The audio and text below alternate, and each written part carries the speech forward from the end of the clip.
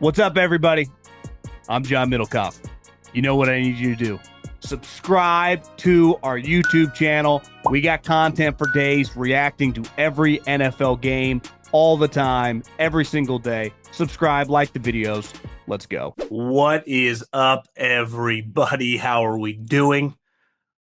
I made a mistake where I did not bring a piece of my traveling audio equipment. It's basically the thing that holds everything together. It connects my mic, which is like a mic that, a high-level mic that you would use in the studio, to my computer. It's this contraption called a H4 Zoom recorder, and I left it on my desk. So I had to improvise. I had limitations on what I could get immediately. I had to go with a USB mic, which is horrendous. So I apologize for the audio.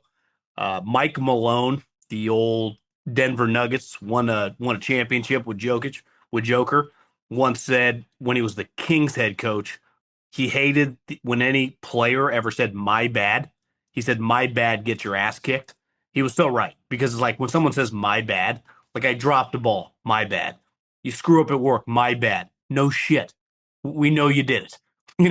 This is my fault.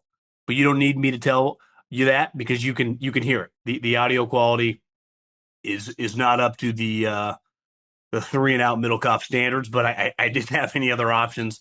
Somehow I'm staying across the street from a Target, and it might be I haven't been to, I don't know, 50 Targets in my life in various states and various places, from Hawaii to Philly to California. It's the worst Target I've ever seen in terms of electronic section. It was a joke. So it didn't help me out much. I didn't have time with Amazon, so this USB mic is going to have to work. So again, apologize. I'd say my bad, but we don't say that in my family, because we know it's your bad. I screwed up. So let's dive in. We're going to do mailbag at John Middlekauff. At John Middlekauff is the Instagram. Fire in those DMs. Get your questions answered here on this little old podcast. Happy 4th of July week. Hope you're having a good time. Enjoy yourself a nice pool, a nice lake, a nice ocean, some cocktails, some beers, your family, some hot dogs. I mean, is there anything better than a good hot dog, a brewski at like 9 a.m. on 4th of July? So hopefully everyone's having a good week, a better week than Malik Beasley. I saw the dude was in debt over his ass. He is obviously was in deep with gambling. If one Big J writes an article and blames anyone but Malik Beasley in this situation, I just Googled it before we hopped on. And people love blaming gambling. I've been gambling for 20 years. He's made $60 million and he's 28 years old. I do not want to hear anything from anyone blaming anyone but that guy. Because it'd be one thing, Malik Beasley, young player, only made a couple $1 million, made some bad decisions. I'm like, listen, was 23 years old. I could $60 million in career earnings, and he was on pace to make another 50 in this next contract. I'm sorry, bro. I don't want to read one article on The Athletic about like pointing the finger at someone else but that guy. But before we dive into some football, God, it's head scratching. I need to tell you about my friends, my partners, and the official ticketing app of this podcast, Gametime. Best in the business. They use them for everything. From games, you want to go to a baseball game, you want to go to a football game, concerts, comedy shows, you name it. Just take the guesswork out of buying tickets with Gametime. Download the Gametime app, create an account, and use the code JOHN for $20 off your first purchase. Terms apply. Again, create an account, redeem the code JOHN for $20 off. Download the Gametime app today. Last minute tickets, lowest prices guaranteed.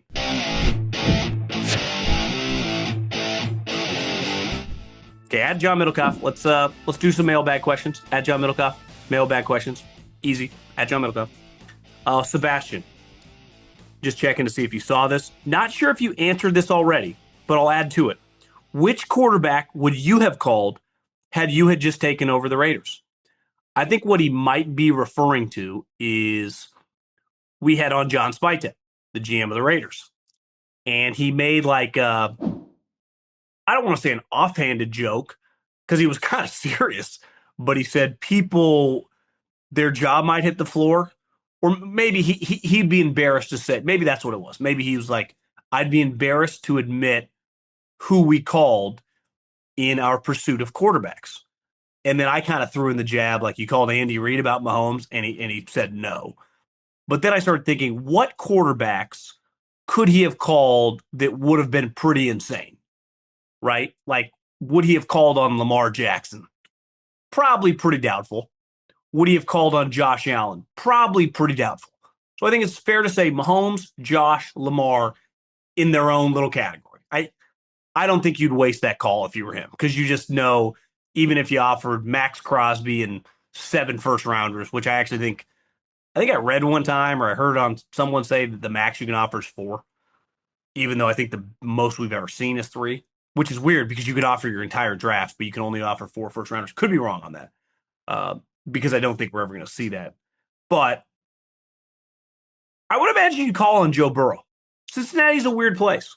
Now, I think you have a good idea what they're going to say. No. But I think that is the one elite quarterback in which you would call.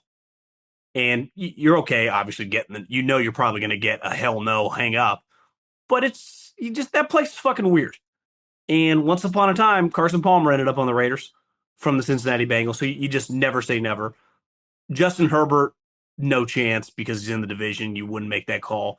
Like CJ Stroud, Jaden Daniels, probably not.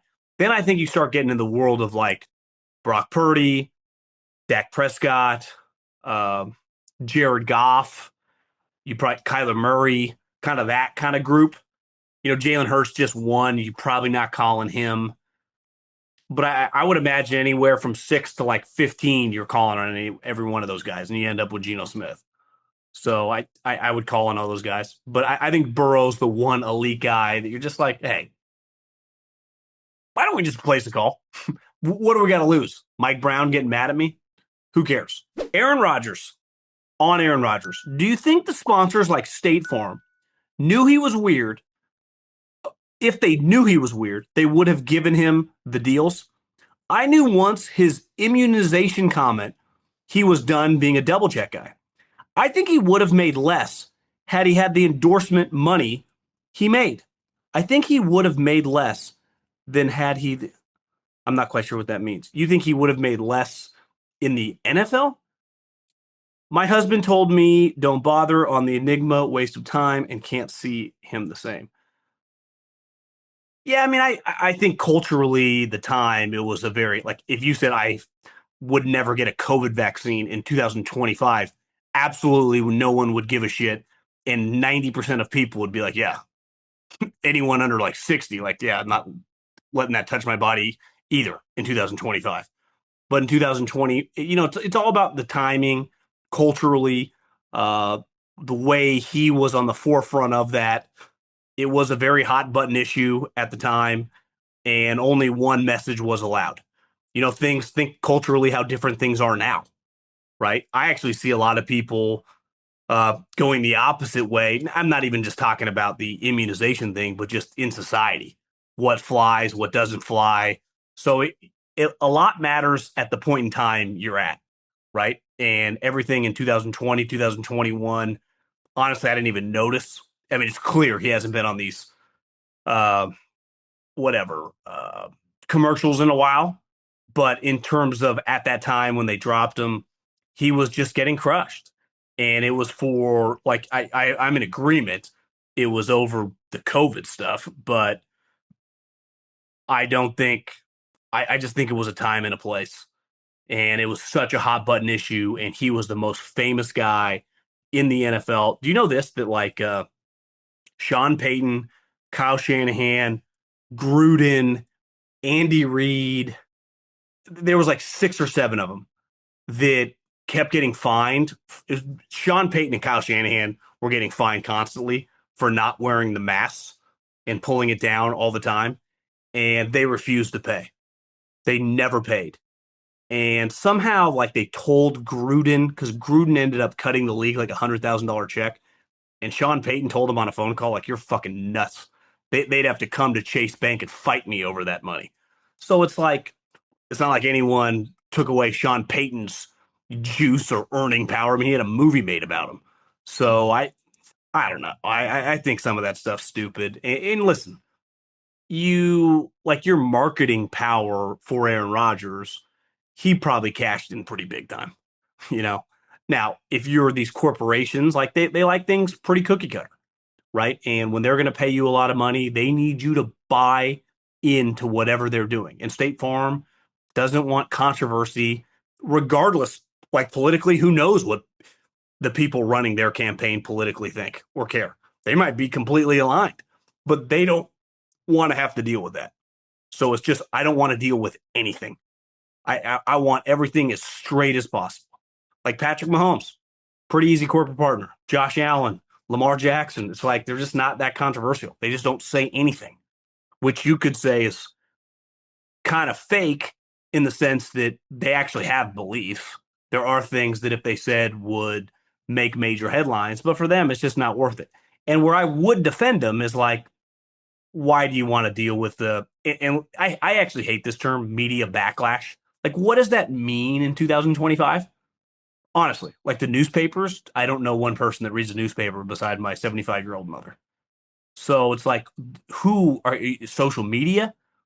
Are we at the point where if you're a corporation, you still care about what the comments say on fucking Twitter? I mean, that are Instagram, but maybe they do. And some clearly care more than others. And they don't want to deal with any of that shit. And when it goes wrong, whichever way, it can become a major pain in the ass.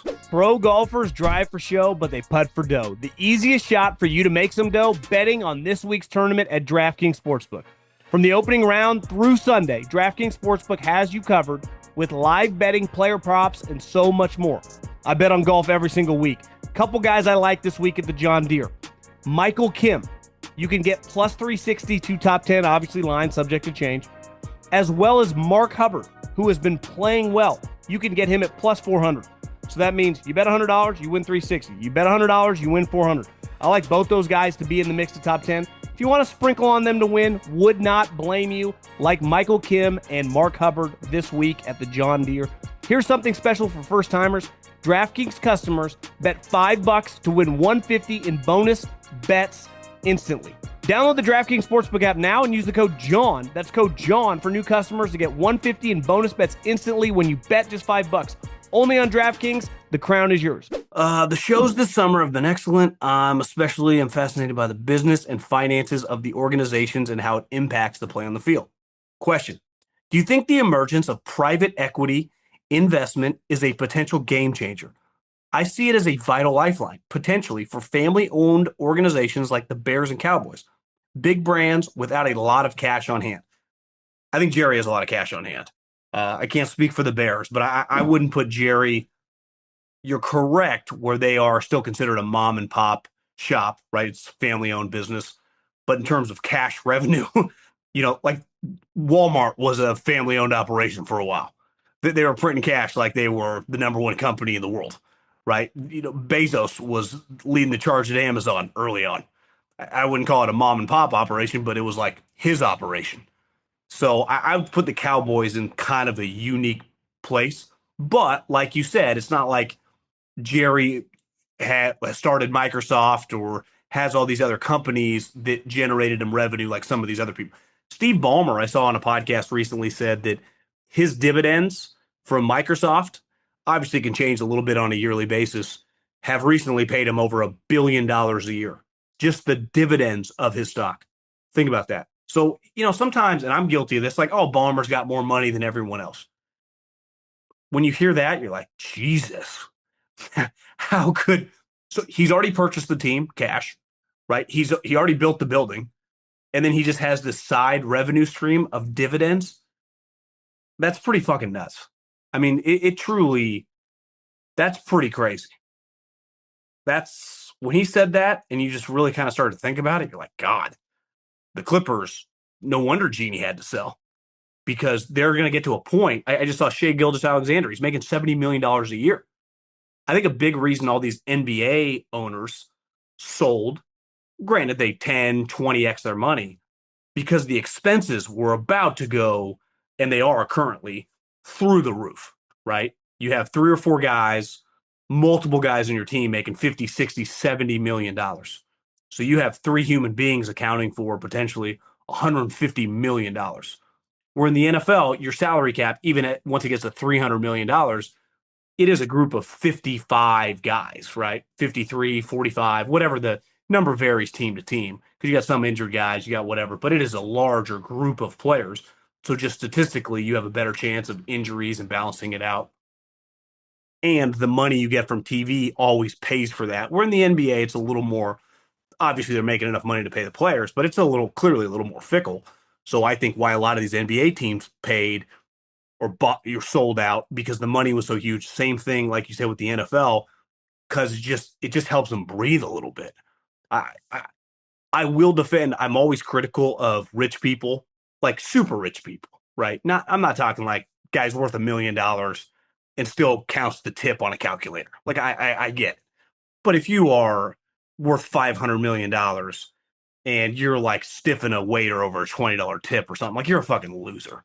And we see some of these owners who are just who are frugal to the max. It's like, guys, your television revenue is paying you $450 million a year. Your player salaries are 275 million. You do the math. You are guaranteed to win.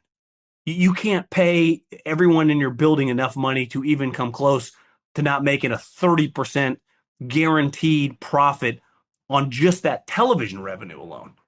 Where, like, I just think it makes people uncomfortable. And listen, some of these guys also, they get leverage, they make other investments. Like, I follow the Niners pretty closely, and they have invested heavily into international soccer. Well, that's not cheap.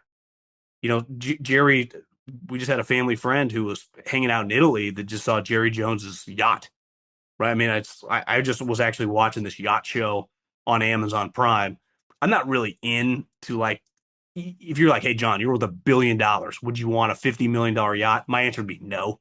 I don't really mess with the ocean. I like looking at it, like having a cocktail on the beach, looking at it. Would not want to be on the ocean with a yacht.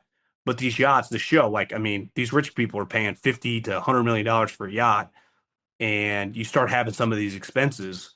And I think most human beings can relate. As you start making a little bit more money, your lifestyle usually changes a little bit because you just upsell yourself in a bunch of different things, and all of a sudden, yeah, you might have gone from 50 grand to 100 grand, but over a couple of years, you're like, I don't even feel like I have any more money. Where you go from like 100 grand, and then all of a sudden, 5 years later, you're making 200 grand. You're like, God, it's not like I feel a lot richer because your expenses go up. And I do wonder, the private equity.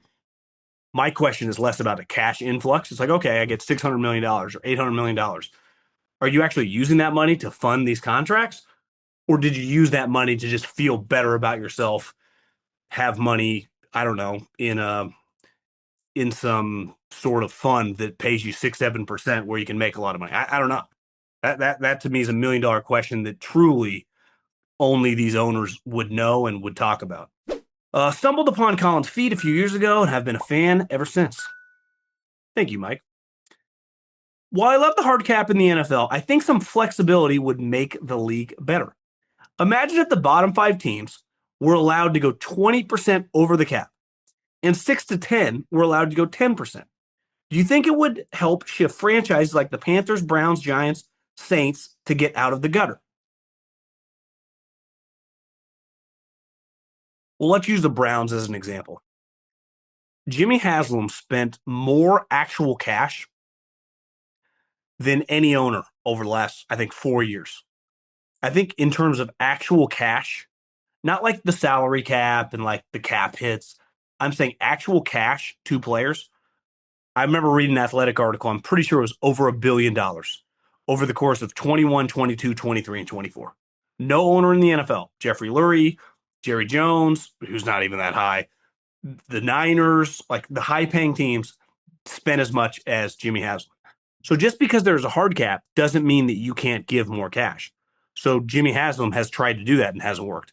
David Tepper could easily do that, and it hasn't worked. Like, you got to get the coach. The reason the Panthers have lost is not because they don't try or because of like money reasons. It's because they've hired shitty coaches, right? I mean, it's just that simple. Now, this guy might be good. We'll see. But the reason the Browns have lost is they gave $230 million to Deshaun Watson. I've said this before, and I'll say it again because I think it's as simple of a way as I've ever heard summed up. the NFL process from a front office team building standpoint is how he said this a couple years ago during the draft. He said every team is allotted the same amount of cap space and the same amount of draft picks. You just choose how you use it. Every team gets a first through seventh round pick to start, right? You get, depending on who leaves in free agency, you get comp picks. And every team has $250 million or whatever the salary cap is that year to build a roster. You choose how you want to allocate those funds. And then if your owner is aggressive, like a Jimmy Haslam, like Jeffrey Lurie, you can cheat the system. So I don't think it's necessary to do what you said, but I hear you. I have a question regarding Kyle. I don't get the narrative of him being a great head coach. Losing record without Christian and playoff success only with loaded rosters. He has a lot of influence on the draft and re-signing players. The Ayuk extension looks really bad. His players frequently hold out. I can't see these things happen frequently to guys like Harbaugh, Sean Payton, Pete Carroll. Pete got rid of Russ and robbed the Broncos when his value declined. He had Russ and he went to Geno and won basically everywhere. Why is Shanahan talked as a great head coach? To me, he looks like a great OC who's a bit over his skis as a head coach. Do you think the Niners should opt for a change sooner than later? You have to understand, Kyle Shanahan took over one of the worst teams I've ever seen since I've been watching football as an adult for 25 years. The 49ers were a fucking joke. Their roster was pitiful. Their culture was an embarrassment. Their team was unwatchable. 3 years later, they were up 10 points with 5 minutes to go in the Super Bowl in a roster that he was in control of. So when you say a loaded roster, he built the thing. And from 2019, goes to the Super Bowl. 2 years later, he's in the NFC Championship again. And the other thing where he gets credit is like he's winning these playoff games with Jimmy Garoppolo and Brock Purdy. He's not winning them with some great quarterback. I think he's won 8 playoff games. So whether your roster is loaded, which he's in charge of, or not, you get credit in the NFL for winning the games when 40 million people are watching. And I've been critical on Kyle, but where I cannot be critical of him in the biggest fucking games, and these are regular season games too, late season games against Seattle multiple times, big late season game against the Rams in 2021, when the playoffs are on the line, when the number 1 seed's on the line, his team has shown up and kicked ass and came out victorious. He went on the road and beat a Mike McCarthy 12-win team. He went on the road and beat an Aaron Rodgers MVP-led team. Like you just get a lot of credit for that. Like Kevin O'Connell, everyone blows him for winning all these regular season games. And then the playoff games come. And like Kyle, he doesn't have Patrick Mahomes or Joe Burrow. He loses. I like Kevin O'Connell. I got nothing against him. But he is discussed like he's Kyle Shanahan or Sean McVay. Yet in the playoffs, 2 out of the last 3 years, he's won all these regular season games and gets worked. Sean McVay took him to the woodshed, bent his ass over, and took him to Pound Town. Like, he got embarrassed in that game. Now, you can say it was on the road. I mean, on the road for Sean McVay, too. Fires, they had to displace to Arizona. That just hasn't happened to Kyle. You want to get on him for losing twice to Andy Reid and Patrick Mahomes? Okay. Or Sean McVay in the NFC Championship game with a 10-win team? Okay. But Kyle's won a lot of playoff games. A lot of playoff games. And even in the Super Bowl, the 2 he's lost, his team showed up ready to play and took leads. So it's like, I'm watching Kevin O'Connell. Everyone's like, oh, Bill Walsh. Well, can the guy win 1 playoff game? One. You know, everyone's shitting on Mike McDaniel. Everyone's like, oh, this Mike McDaniel. Look at that curly hair and those foo-foo glasses and his $50,000 watch. What's different between Mike McDaniel and Kevin O'Connell? Neither guy wins in the playoffs, wins some regular season games. Sexy offense. I would take Kevin O'Connell over Mike McDaniel, but I'm just being honest here. Let's call a spade a spade. You got to win some big games. That's why I give Matt LaFleur credit. Went on the road a couple years ago, beat the hell out of the Cowboys. That's a big win. You know, you get what's every playoff win worth? I'd argue every playoff win, especially on the road, should be like an extra year coaching the team. The 49ers going to get rid of Kyle Shanahan? For who? I mean, what would their options be? Look at some of these guys that get hired. And I feel like I'm the most critical guy of Kyle. And then with questions like this, I got to defend him. Have you heard anyone refer to the Colts situation as a curse? Hear me out on this one. We've had nothing but bad luck at quarterback position since the fans booed Andrew Luck when his retirement was leaked during the preseason. We have been decent at positions, but cannot get the quarterback right. I believe wholeheartedly the Colts have bad luck, no pun intended. There have been a lot of curses in sports. Would like to get your opinion. It's a good question. You could argue that God gave you Peyton Manning, and for however many years, 98, I guess you guys sucked those couple years in the 90s, but from 2000, for that decade, it was pretty sweet. I mean, you were the second best team in the league basically the entire time behind the Patriots. You beat the Patriots to win your Super Bowl. You went to another Super Bowl where I think if you play that Super Bowl 10 times, you probably win it more than you lose it. Yeah, you were on basically Monday Night Football. You were just a team that really mattered. So, yeah, I mean, are you cursed? I don't know if you're like cursed the Bambino, but you did cut Peyton Manning. And then for the next 3 years, he went on to lead the best team. It was the right move. It was the right move. Trading Babe Ruth was not the right move. But you did cut Peyton Manning. Couple more questions. When the 0-13 Jets upset the 9-4 Rams in LA, the game ultimately dictated that Trevor Lawrence went to the Jags and led the Jets to taking Zach Wilson. Could you play a hypothetical scenario where the Jets lose out and end up taking Lawrence with the number one pick? Do you think the AFC landscape has changed at all? Or is the effect minimal? Yeah, I'm a bitter Jets fan. It's a good question. I think it'd be kind of similar. I guess the Jets have had a better team than the Jags with Trevor Lawrence in terms of like you guys hit on some good players. But I have a hard time seeing my I don't know. I guess the domino effect would Aaron Rodgers would not have been traded to the Jets. Maybe the Steelers just trade for Aaron Rodgers right then. So maybe the domino effect changes right there. Does Aaron tear his Achilles for the Steelers? Do the Jags draft Zach Wilson?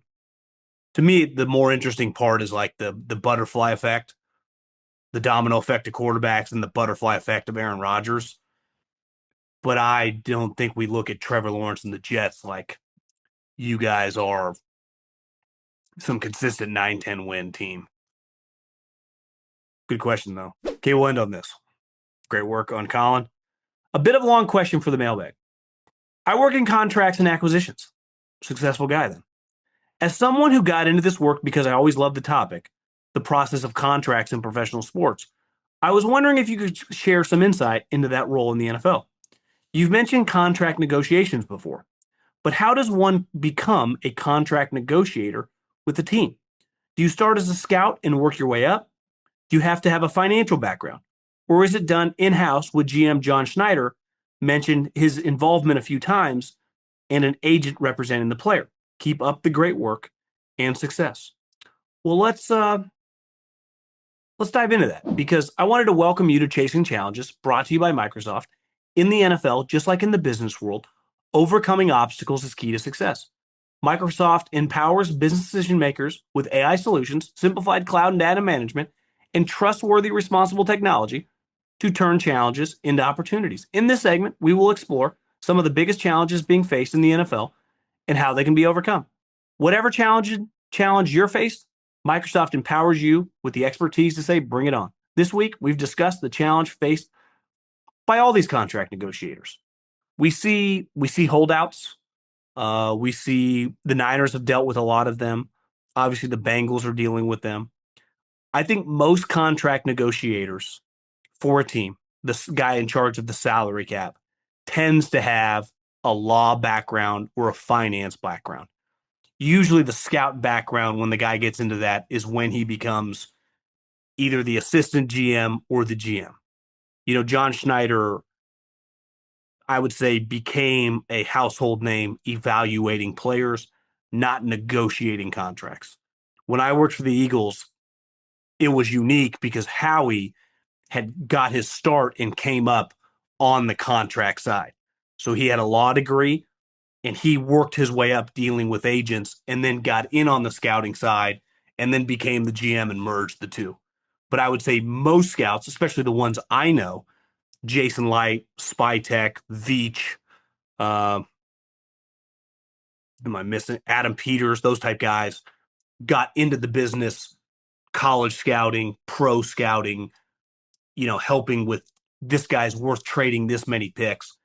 And then I think, like you said, you learn that you start getting, hey, will you call this agent? Will you deal with that? But in terms of the language of a contract, right? I talked to Jason Light about this a couple years ago at the draft or at the combine that, you kind of learn as a GM. It's kind of like trial by fire, but you are very dependent on the guy negotiating your money. Like, for example, the 49ers. Parag Marate is like the York's money guy. This guy's fucking genius. Known him for a while. I haven't talked to him in a long time, but he's an extremely smart guy. And he's really good with money. And he, for a long time, negotiated the contracts. Like when Harbaugh was there, and then with Kyle and John. Now they have people under him. But like, obviously, you're not going to negotiate a contract if the head coach and the GM don't want it.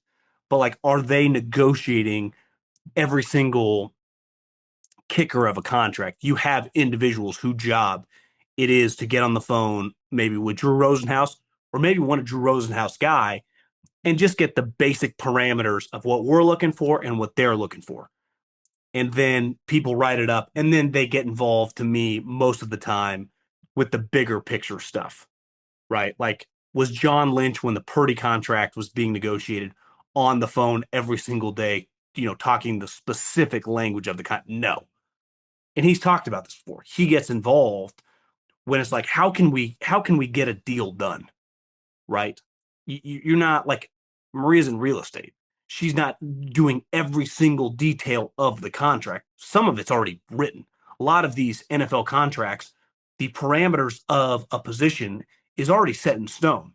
You just push the envelope on one thing, you relent on another thing, and then you kind of find some middle ground, right? So I think most guys, and this is what's going on with Trey Hendrickson, that's a situation where everyone in the organization's involved. And then there are situations like Micah Parsons where it's like, you kind of got an idea what the money's going to be. That's one where Jerry can just either got to give a thumbs up or a thumbs down, right? But a lot of these contracts, the rookie scale now is pretty easy. But, if you're free agency can be, free agency is like the free agents market. It's not a buyer's market because it's really, really expensive. So they kind of got you by the balls. So they're, during that time, your negotiator is on the phone and they're like, well, we got 3 different offers. So you're offering 6 million. I got 3 other offers that are close to 9. So it's like, you can be like, oh, you're bluffing, or like, see you later. And that's where I think from a scouting perspective, you kind of learn those skills.